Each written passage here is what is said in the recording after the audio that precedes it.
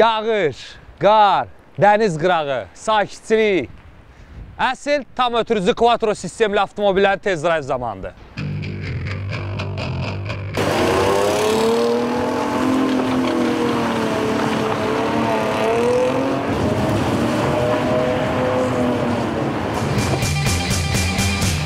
Bu yaxınlarda Audi konserni əfsanəvi tam ötürücü Quattro sistemin 30 illik yubileyini qeyd etdi. Quattronun maraqlı tarixi var. İlk dəfə 1979-cu ildə Quattronu icad edən mütəxəssislər həmin sistemi Audi A80 avtomobilin üzərində sınaqdan keçirdilər. Və onda deyim ki, Audi konserni o vaxtda inanılmaz bir büdcə ayrılmışdı bu layihəyə.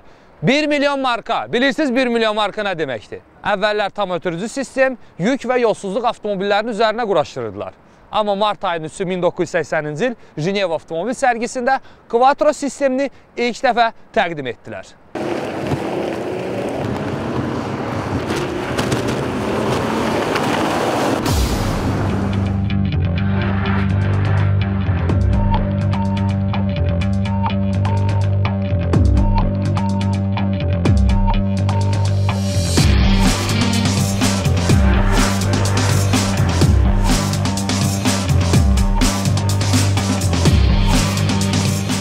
Qısa bir zamanda Quattro sistemi ilə təmin olunmuş Audi avtomobilləri Avropada və ABŞ-da avtomobil idman yarışmalarına uğurlar əldə etdilər. Və onu da deyim ki, qarlı havada, qumda, sürüşkən asfaltda Quattro sistemi sizə avtomobili inamla idarə etməyə imkan yaradacaq.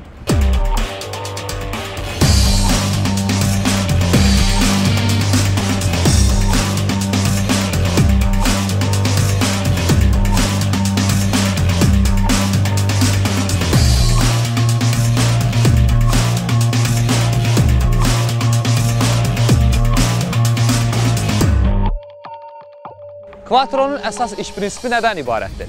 Adi vaxtda avtomobil çarxlar arasında olan gücü 50-50-yə paylaşdırır. Amma pis yolsuzluq şəraitində Quattro gücü lazım olan çarxa yönəldir və bunun nəticəsində avtomobil yolu daha yaxşı hiss edir. Start vaxtı Quattro sistemi avtomobilin təkərlərinin boş-boşluğa fırlanmasının qarşısında alır.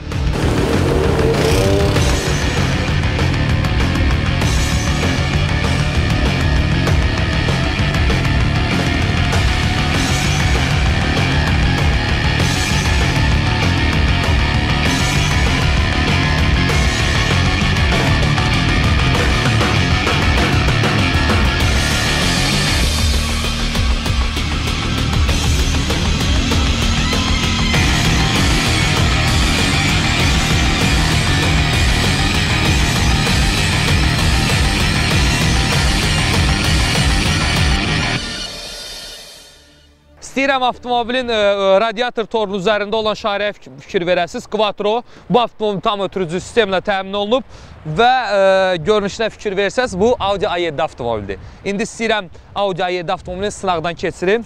Audi A7 və tam ötürücü Quattro sistemi görək nəyə qadirdir.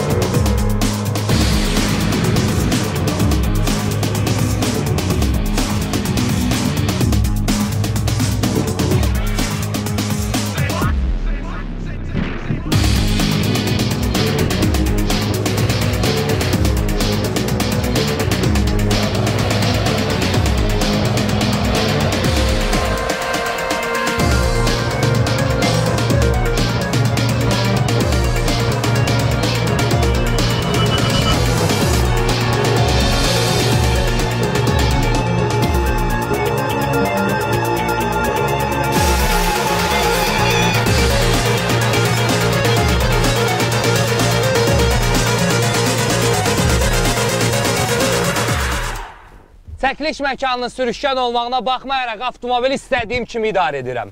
Buna mənə Quattro kömək edir.